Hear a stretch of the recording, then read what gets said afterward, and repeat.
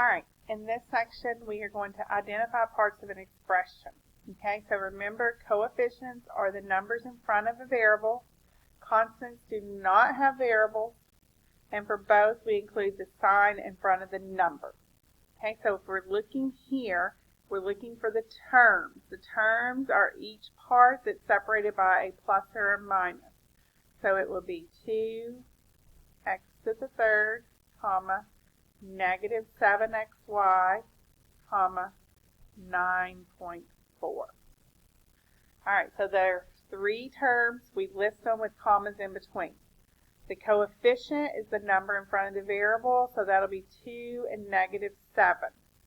Remember, it's just the number, not the letters with that, so not the variables. The constant is the number without a variable, so 9.4.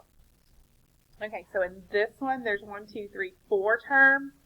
So 6x squared, negative 3, 8xy, and negative 5.1x.